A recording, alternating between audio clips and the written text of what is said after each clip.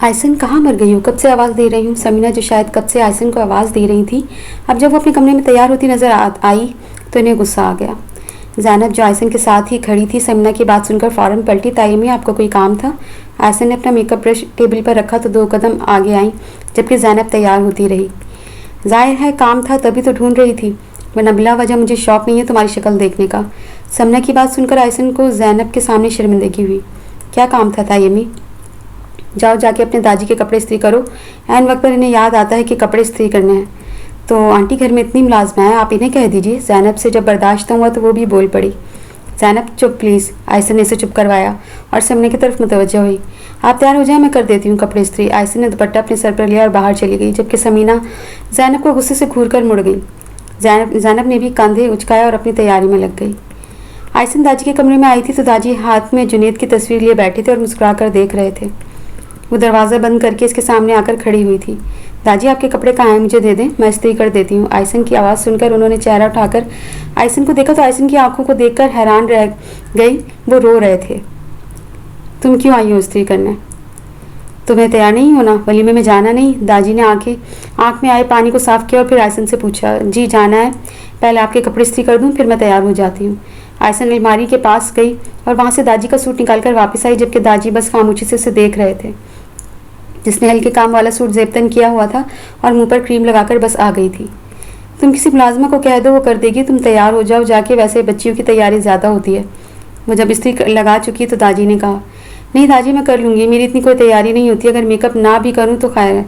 इसने दादी की कमीज़ को इस्त्री करते हुए कहा। इसे एक डर भी था कि कहीं दादी गुस्से में इसे बेइज्जत करके निकाल ना दें। तुम अपनी माँ से बात करती हो? दादी के ऐसे सवाल पर उसके हाथ थमे थे। कितने साल बाद उससे किसी ने उसकी माँ के बारे में पूछा था। नहीं, मेरा उनसे कोई राब्ता नहीं, उसने खुद को संभाल कर जवाब दिया। याद नहीं आती उसकी? नहीं, मुझे किसी की याद नहीं आती, जुनैद की भी नहीं। दादी ने अगला सवाल पूछा। जिसे आप जुनैद कह रहे हैं वो मेरी रूह थे। रूह को याद नहीं किया जाता, वो हमेशा हमारे साथ जुड़ी रहती है। आयसन ने दादी के सवालों के जवाब दिए तो जब तक कपड़े भी इस्त्री हो गए, उसने कपड़े एहतियात से उठाए और दादी के सामने लाकर रख दिए। मैंने कर दी इस्त्री, आप तैयार हो जाएं, फिर हमने निकलना भी है। मिस्टर आप ही हमारा इंतज़ार कर रही होंगी। आयसन ने मुस्कुरा कर कहा। हमजा और दामिल तैयार होकर सीढ़ियों के पास खड़े थे तो वो दोनों किसी बात पर बहस कर रहे थे कि दामिल को सामने से तेज तेज चलती हुई आयसन अपनी तरफ आती दिखाई दी। आयसन, कहाँ जा रही हो? ये क्या हुलिया बनाया हुआ है? अभी तक तैयार क्यों नहीं हुई? जाना नहीं है क्या? दामिल ने उसे रोक कर कहा तो आयसन ने पहले दामिल और फिर हमजा को देखा, जो तैयार सा सीने पर हाथ बांधे खड़ा उसे ही देख रहा था। वो दादी के कपड़े इस्त्री करने थे, इसलिए देर हो गई। बस आप मुझे 5 मिनट दें, मैं जल्दी से तैयार होकर आती हूँ। क्या देख रहा है? दामिल ने हमजा को ऊपर देखता पाया तो पूछा। ये लड़की वाकई सीधी है या बनती है? क्या मतलब? दामिल के माथे पर बल आ गए। मतलब ये बहुत कुछ छुपाती है, तुझे नज़र नहीं आता? हमजा ने कहा। नहीं, मुझे तो कुछ नज़र नहीं आता, तुम्हें क्या नज़र आता है? कुछ नहीं, जब तुझे नज़र नहीं आता तो बताने का क्या फ़ायदा? हमजा ने मुस्कुराकर उसके कंधे पर थपकी दी और बाहर चला गया, जबकि दामिल ने एक नज़र ऊपर देखा जहाँ से आयसन गई थी, फिर वो भी गहरी सांस लेकर हमजा के पीछे हो लिया। सब हवेली वाले वलीमे में पहुँच चुके थे और लड़के वालों ने सबका बहुत अच्छे से इस्तकबाल किया था, जिससे सभी खुश थे। यूस्टन ने लाइट पिंक कलर की मैक्सी पहनी हुई थी, जबकि इमरान ने ब्लैक पैंट कोट जेबतन किया हुआ था। वो दोनों ही मुकम्मल और हसीन जोड़ी लग रहे थे, जिसकी सभी बलाएं ले रहे थे। आयसन और ज़ैनब के साथ सब ने करीब आकर यूसरा को गले से लगाया। इसके बाद दामिल हमजा इमरान से दोस्ताना अंदाज में मिले थे। इमरान भाई, मेरी एक बात बताऊं।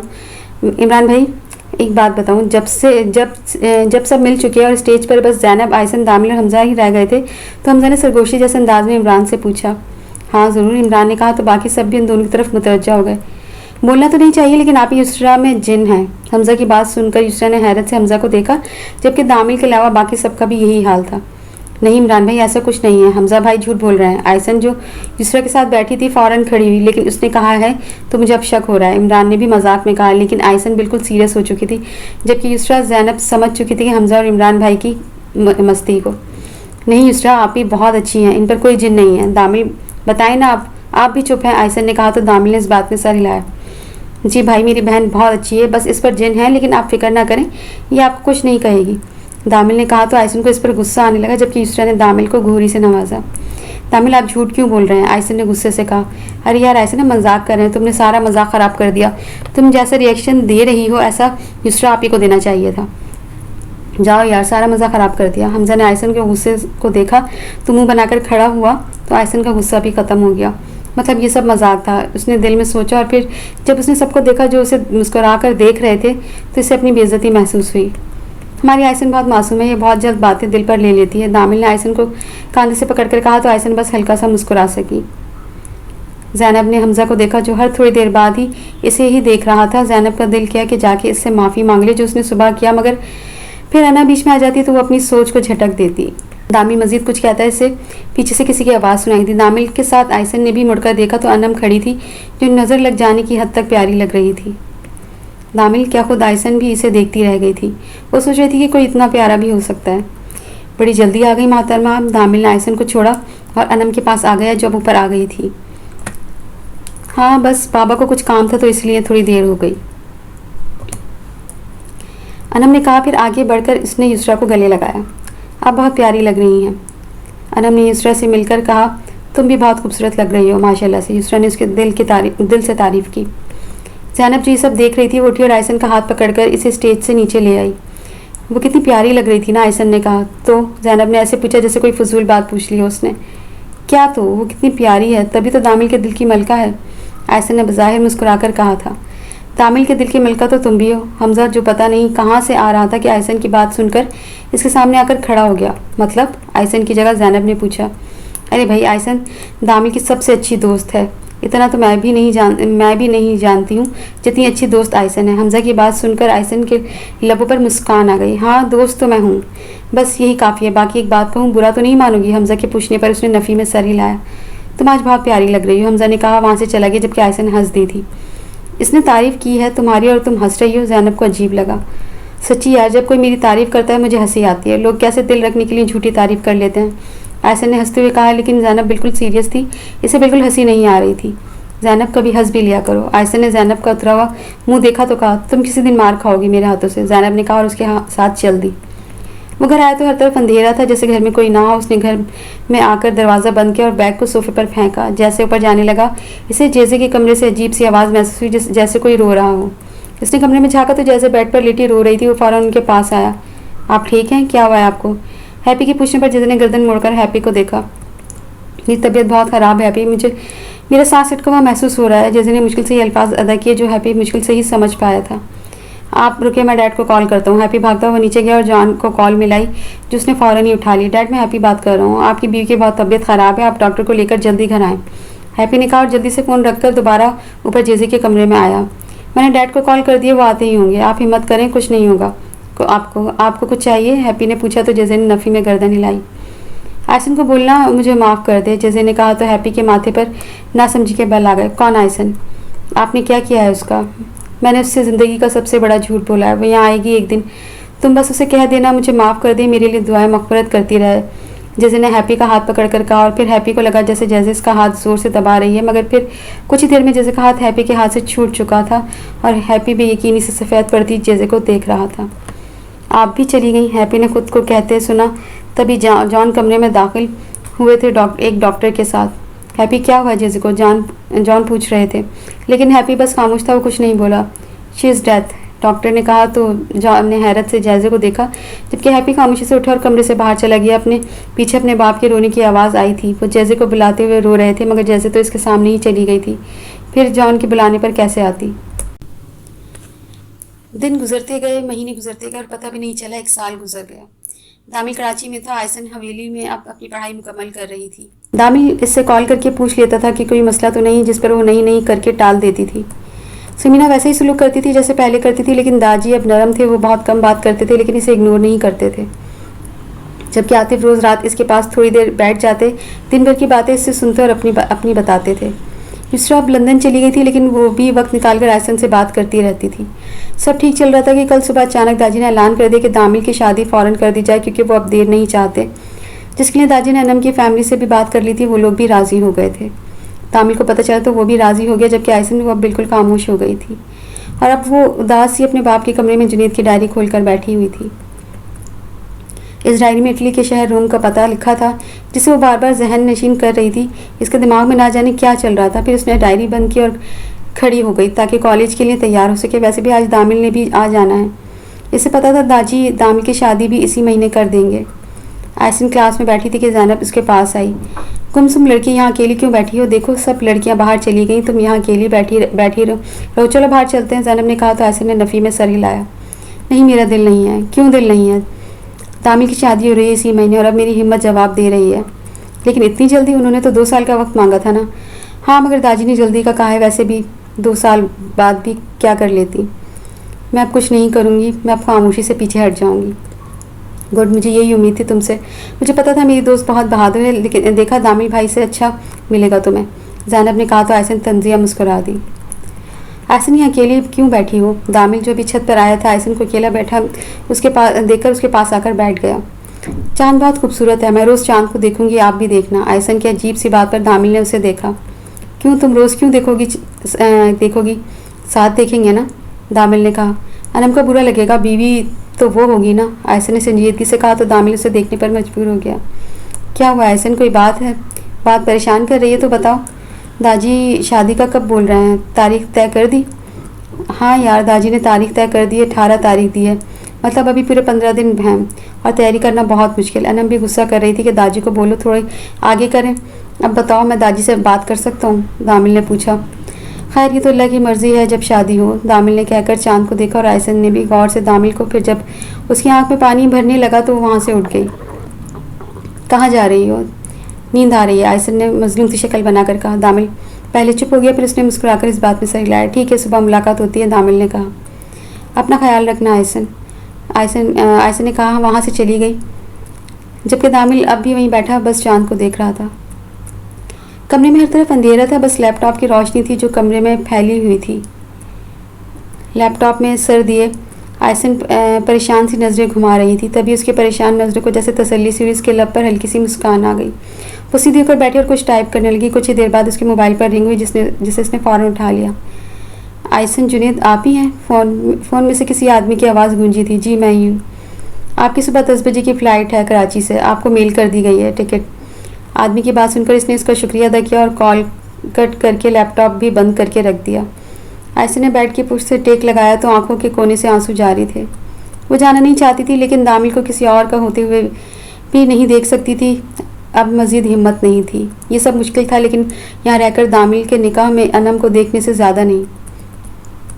इसे आखिरी खत जाते हुए दामिल के पास रखना था, ताकि दामिल कभी उदास ना हो और ना ही परेशान हो इसकी वजह से। लेकिन इसे पता नहीं था कि इस खत से दामिल के साथ क्या होने वाला है।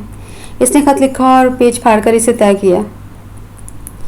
ये आखिरी खत है दामिल, उम्मीद है तुम हमेशा खुश रहोगे। अब जाने का वक्त था, इसे कराची के लिए निकलना था, इसलिए इसने कमरा समेटा और तैयार होने चली गई। इसे हवेली वालों से उठने से पहले यहाँ से जाना था। फजर की अजान में अभी आधा घंटा बाकी था। आयसन अपना बैग लेकर सीढ़ियों तक आई और बैग को वहीं छोड़कर हाथ में खत को मजबूती से पकड़कर इसने अपना रुख दामिल के कमरे की तरफ किया। कमरे में अंधेरा था, इसने अंधेरे का फ़ायदा उठाया और खत को बेड की साइड टेबल पर रखा। वो जा रही थी कि एक बार मुड़ना ज़रूरी समझा, फिर मुस्कुराकर इसका हसीन चेहरा जो उसका महबूब था इसे देखकर वापस मुड़ गई हमेशा के लिए। वो बोझल कदमों से हवेली के बाहर आ गई थी। एक नज़र उसने दाजी और आतिफ पर भी डाली थी। अब वो खड़ी हवेली को देख रही थी। इस हवेली में बुरा सही मगर उसका बचपन गुजरा था। उसे याद था कि उसका बाप का जनाजा भी यहीं से उठा था। ऐसे ने मुस्कुरा कर आखिरी नज़र हवेली पर डाली और फजर की अजान कानों में पड़ते ही वो हमेशा के लिए हवेली से चली गई थी, कभी ना आने के लिए शायद। दामिल की आंख खिड़की से आती सूरज की किरण से खुली थी। उसने एक ज़ोर की अंगड़ाई ली और मोबाइल उठाकर वक्त देखा जहाँ घड़ी 8 बजे का बता रही थी। इसने अनम को गुड मॉर्निंग का मैसेज किया। मोबाइल को वापस रखा। जैसे उठकर बैठा तो उसकी नज़र साइड टेबल पर फोल्ड हुए खत पर गई, जिसे इसने ना समझी से उठाकर खोला। मेरे प्यारे दामिल, आयसन की राइटिंग पहचान कर उसने पहला लफ्ज़ पढ़ा तो उसके लबों पर मुस्कान आ गई। मुझे पता है तुम बहुत अच्छे हो, सब बहुत अच्छे हैं, मुझे किसी से कोई शिकायत नहीं, लेकिन मैं एक बात करना चाहूँगी आज तुमसे जो शायद मैंने कभी नहीं की। दामिल ने तवज्जो से पढ़ना शुरू किया। पता नहीं कब से, लेकिन मुझे दामिल शाह से मोहब्बत हो गई है। शायद जब डैडी का इंतकाल हुआ मेरे पास दिलासे के लिए दामिल के अलावा कोई नहीं था, या फिर जब दामिल ने उस रात छत पर कहा था कि अब तुम हर बात मुझसे शेयर करोगी। दामिल की मुस्कान मध्यम हुई। ये ज़रूरी नहीं कि कब मोहब्बत हुई, ज़रूरी है कि तुमसे मोहब्बत कर बैठी। मैं मानती हूँ मैं तुमसे बहुत छोटी हूँ, मुझे ये ज़ेब नहीं देता कि मैं तुमसे इजहार मोहब्बत करूँ। अब तो बिल्कुल ज़ेब नहीं देता जब तुम अपनी मोहब्बत पा चुके हो। दामिल को यकीन नहीं आई, आयसन ने लिखा है। मैंने हर नमाज में तुम्हें मांगा था, लेकिन शायद अनम खूबसूरत होने के साथ नसीबों वाली भी थी जिसे तुम मिल गए। और कितनी मोहब्बत करते हो ना तुम उससे। अल्लाह तुम दोनों को हमेशा खुश रखे। दामिल हैरानगी से पढ़ रहा था। मुझसे बर्दाश्त नहीं होगा। मैंने तुम्हारी मंगनी वाले दिन भी बहुत मुश्किल से खुद पर काबू पाया था, मगर अब बर्दाश्त नहीं होगा। इसलिए पाकिस्तान छोड़कर हमेशा के लिए इटली अपनी मम्मी के पास जा रही हूँ। मुझे ढूंढना नहीं, मैं यहाँ खुश रहूँगी और अपनी शादी को खूब इंजॉय करना। मेरे दिल से तुम दोनों के लिए बहुत सारी दुआएं। मैं जा रही हूँ तुम्हें छोड़ के हमेशा के लिए। सिर्फ तुम्हारी आयसन जुनीद शाह। दामिल के हाथ से खत नीचे गिर गया था। इसे यकीन नहीं आ रहा था ये जो वो पढ़ रहा था कोई ख्वाब था या हकीकत। इसने दोबारा खत उठाया तो इसमें आयसन ने कोई टाइमिंग नहीं लिखी थी। दामिल ने फ़ौरन अपना फ़ोन उठाया और आयसन के नंबर पर कॉल की, मगर इसे नंबर बंद मिला क्योंकि आयसन सिम रास्ते में ही तोड़कर फेंक चुकी थी। दामिल ने मोबाइल को वहीं फेंका और जल्दी से उठकर बाहर आ गया। इसे समझ नहीं आ रहा था कि एकदम क्या हो गया। वो आयसन के कमरे में आया तो कमरा खाली था, वहाँ कोई नहीं था। तभी उसकी नज़र लैपटॉप पर गई। इसने जल्दी से आगे बढ़कर लैपटॉप खोला तो सामने कुछ नहीं मिला, लेकिन फिर इसने जब मज़ीद फाइल वगैरह में जाकर देखा तो आयसन ने किसी वेबसाइट को ओपन किया था। इसने बाकी कुछ नहीं देखा, लैपटॉप को वैसे ही छोड़ा और अपने कमरे में आ गया। वहाँ से मोबाइल उठाया और बगैर कपड़े चेंज किए वो नीचे गया। नीचे आया तो दाजी बैठकर अखबार पढ़ रहे थे। इनकी नज़र दामिल पर गई जो परेशानी में बाहर जा रहा था। दामिल कहाँ जा रहे हो? आयसन जा रही है, मुझे उसे रोकना है दाजी। अगर वो चली गई तो दोबारा कभी नहीं आएगी। दामिल की भीगी आवाज़ सुनकर दाजी जैसे थे बिल्कुल वैसे ही खड़े रह गए। दामिल ने दाजी के जवाब का इंतज़ार नहीं किया। इसे भी और जल्दी कराची पहुंचना था। इसे आयसन को हर हाल में रोकना था। वो कैसे जा सकती थी इसे छोड़कर? दामिल पागलों की तरह गाड़ी चला रहा था। 10 बजने में अभी आधा घंटा था। इसे जल्दी एयरपोर्ट पहुँचना था किसी भी हाल में। वो कराची में दाखिल हो चुका था, बस उसकी मंजिल अब एयरपोर्ट थी। वो ड्राइवर के साथ बार बार आयसन को कॉल भी मिला रहा था, लेकिन आगे से यही जवाब कि आपका नंबर इस वक्त बंद है। इसने अब आयसन को छोड़कर हमज़ा को कॉल मिलाई, जो हमज़ा ने कुछ ही देर में पिक कर लिखा है। तो आज सुबह सुबह फ़ौरन जिन्ना एयरपोर्ट कराची पहुँच, मैं वहीं आ रहा हूँ। दामिल ने कहते ही साथ ही कॉल काटकर मोबाइल डैशबोर्ड पर रखा। इसे बस अब ड्राइव पर फोकस करना था। जबकि हमज़ा ने नासमझी से मोबाइल को देखा और वो भी दामिल की आवाज़ से समझ चुका था ज़रूर कोई परेशानी है, इसलिए वो भी बैग छोड़कर बगैर कपड़े चेंज किए एयरपोर्ट के लिए निकल गया। हमज़ा कराची में था, इसीलिए दामिल ने उसे कॉल की थी। Attention please. आवाज़ सुनकर आयसन जो कब से गुमसुम बैठी थी वो होश में आई। इसने एयरपोर्ट पर लगी बड़ी सी घड़ी में वक्त देखा जहां 10 बजने में 5 मिनट थे। मतलब अब पाकिस्तान को अलविदा कहने का वक्त आ गया था। इसने मोबाइल खोलकर देखा तो वहाँ कोई मैसेज नहीं था और वैसे भी वो सिम तोड़ चुकी थी। अब तो कोई कैसे इससे रब्ता करता। वो अपनी ही सोच पर मुस्कुराई और बैग को घसीटते हुए अपनी मंजिल की तरफ चल दी, जहाँ जहाज़ खड़ा उसे यहाँ से बहुत दूर ले जाने के लिए तैयार खड़ा था। दामिल किसी तेज़ी से गाड़ी से उतरा था और इतनी ही तेज़ी से वो एयरपोर्ट में दाखिल हुआ था। वो एयरपोर्ट में आया तो वहाँ आयसन इसे कहीं नहीं देखी। इसने हर सीट पर जाकर चेक किया। 2-3 को तो रोककर इसने आयसन की तस्वीर दिखाकर पूछा भी कि आपने इसे देखा, लेकिन सबने बस नफ़ी में सर हिलाया। दामिल क्या हालत बनाई हुई, क्या हुआ, मुझे इतनी परेशानी में क्यों बुलाया? हमज़ा ने दूर से दामिल को ढूंढते हुए कहा तो वो फ़ौरन उसके पास आया। हमज़ा, आयसन जा रही है, उसे रोक ले प्लीज़। क्या मतलब, कहाँ जा रही हो? हमज़ा को हैरत हुई। वो इटली जा रही है मुझे छोड़कर, प्लीज़ इसे रोक ले। अगर वो चली गई तो फिर कभी वापस नहीं आएगी। दामिल की आंख में नमी देखकर हमज़ा को यकीन नहीं आया ये दामिल है। दामिल ने दोबारा सर घुमा कर देखा, मगर अब भी आयसन कहीं नज़र नहीं आई। तभी उसे अंदर जाने का रास्ता नजर आया। इसे लगा आयसन यहाँ नहीं तो ज़रूर वो इस साइड पर होगी। दामिल को जाता देखकर हमज़ा ने भी उसके साथ कदम मिलाया। मुझे अंदर जाना है, दामिल ने उस आदमी को देखकर कहा जो सबके बैग चेक कर रहा था। टिकट? आदमी ने हाथ आगे करके पूछा तो दामिल ने हमज़ा की तरफ देखा। मेरे पास टिकट नहीं है, मुझे कहीं जाना भी नहीं है। दरअसल मेरी दोस्त है, वो जा रही है इटली। मैंने उसे रोकना है, प्लीज़ मेरी मदद करते हैं। रिक्वेस्ट की तो आदमी ने इसे सर से पाँव तक देखा जो ढीले शर्ट ट्राउज़र में मलबूस था। इटली की फ़्लाइट अब परवाज़ के लिए तैयार खड़ी है। सॉरी, अब अगर आप इटली जा भी रहे होते मैं तब भी आपको जाने नहीं देता। इस आदमी की बात सुनकर दामिल को लगा जैसे अब सब खत्म हो गया है। चलें साइड पर हटिए, लोगों को आने दें। इसने हमज़ा और दामिल को हाथ की मदद से साइड पर किया तो दामिल ने गुस्से से अपने कदम बाहर की जानिब बढ़ा दिए। हमज़ा को तो अभी तक समझ नहीं आ रही थी कि आखिर हो क्या रहा है। दामिल और हमज़ा दोनों आगे पीछे बाहर आए थे। तभी दामिल को जहाज़ की आवाज़ आई। इसने बेख्तियारी ऊपर देखा तो जहाज़ इसके ऊपर ही था और इसमें ही आयसन थी।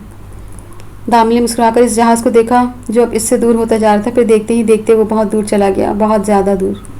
इसने कहा था वो चली जाएगी और वो चली गई मुझे छोड़कर। दामिल की बात सुनकर हमज़ा ने इसे देखा जो अभी दूर जहाज़ को ही देख रहा था जो बिल्कुल छोटा सा नज़र आ रहा था। आयसन खामोशी से बस बाहर देख रही थी। इसे खिड़की वाली साइड मिली थी जहाँ से सफ़र का मज़ा दुबाला हो जाता है। ये आयसन की किस्मत थी कि उसे टिकट मिल गई थी और अच्छी सीट मिल गई थी, वरना अक्सर लोगों को जल्दी में बिल्कुल पीछे की सीट मिलती है। वो सोच रही थी कि पता नहीं दामिल ने खत पढ़ा होगा या नहीं, और अगर पढ़ा होगा तो उसने ज़रूर इसे कॉल की होगी। जब नंबर बंद मिला होगा तो वो समझ गया होगा कि मैं अपनी माँ के पास जाके इसे कॉल करूँगी। और दादी, वो तो ताई अम्मी तो खुश हो गए होंगे कि अच्छा है जान छूटी, वो सोचकर खुद ही मुस्कुरा दी। ज़ैनब और ताया अब्बू याद करेंगे बहुत, लेकिन मुझे माफ़ कर देना, सब मेरी मजबूरी थी। अगर मैं वहाँ रहती तो ज़रूर आप अपने आप को कुछ कर लेती। महबूब का गम सबसे बड़ा गम है, वो खुद से दिल में मुखातिब थी। हेलो। वो अपनी सोचों में गुम थी कि इसे अपने बराबर से किसी लड़के की आवाज़ आई। इसने मुड़कर देखा तो एक लड़का जिसकी उम्र 24 साल होगी वो इसके बराबर में बैठ रहा था और इसने आयसन को ही हेलो किया था, लेकिन आयसन ने जवाब देना ज़रूरी नहीं समझा। इसने दोबारा खिड़की की तरफ मुंह कर लिया था। आप शायद सुन नहीं सकती, मैंने आपको हेलो किया है। इस लड़की ने इंग्लिश में दोबारा आयसन को मुखातिब किया तो आयसन ने दोबारा इसकी तरफ देखा। मैं सुन भी सकती हूँ और देख भी सकती हूँ, मैंने आपको इग्नोर किया है, आयसन ने नर्म लहजे में कहा। तो इस लड़के के चेहरे पर मुस्कान आ गई और आयसन ने देखा इसकी मुस्कान कितनी खूबसूरत है। ये दुनिया के सारे खूबसूरत लोग मेरी ही आंखों के सामने क्यों आते हैं? अचानक ही इसके जहन में ये ख्याल आया था। आप मुझे इग्नोर क्यों कर रही थी? इस लड़के ने पूछा। क्योंकि मुझे आपसे बात करने में कोई दिलचस्पी नहीं, आयसन ने कहा। मगर मुझे है, क्योंकि लंबा सफ़र है, थोड़ी बातचीत हो जाती तो सफ़र अच्छा गुजर जाता। इस लड़के ने अपनी खूबसूरत मुस्कान को बरकरार रखते हुए कहा। आप कुरान पाक की तिलावत सुन लीजिए, सफ़र अच्छा जाएगा। आयसन की बात सुनकर इसकी मुस्कान मध्यम हुई। मैं मुस्लिम नहीं हूँ। इस लड़के की बात सुनकर आयसन ने इसे गौर से देखा। वो लगता तो नहीं था कि वो गैर मुस्लिम होगा। अच्छा था, प्यारा था। सबसे बड़ी बात, इसके चेहरे पर मुस्कान बहुत प्यारी थी, लेकिन वो खूबसूरती तो अल्लाह ने सबको दी है। ज़रूरी नहीं आप मुस्लिम हो तभी कुरान पाक की तिलावत सुन सकते हैं, आप गैर मुस्लिम होकर भी सुन सकते हैं। यकीन करें, आपको काफ़ी सुकून मिलेगा। आयसन की बात सुनकर वो कुछ सोचने लगा। 1 मिनट। आयसन ने अपना मोबाइल निकाला और इसमें सूरह रहमान निकाली। आपके पास हैंड फ्री है? आयसन के पूछने पर उसने इस बात में सर हिलाकर अपनी जेब से हैंड फ्री निकाली। आयसन ने हैंड फ्री अपने मोबाइल में लगाई और उसे दिया। ये सुनो, सुकून मिलेगा। आयसन के कहने पर इसने मोबाइल को देखा जहाँ अरबी में कुछ लिखा था। फिर इसने हैंड फ्री को कान से लगाया और वीडियो प्ले की। आयसन इसे देखने लगी जो अब गौर से तिलावत सुन रहा था। पहले इसके माथे पर बल थे, मगर फिर इसके बल ख़त्म हो गए थे, और जैसे जैसे उसकी माथे से बल ख़त्म हो रहे थे वैसे उसके चेहरे पर मुस्कान वापस आ रही थी। इसकी मुस्कान देखकर आयसन के लबों पर भी मुस्कान आ गई थी।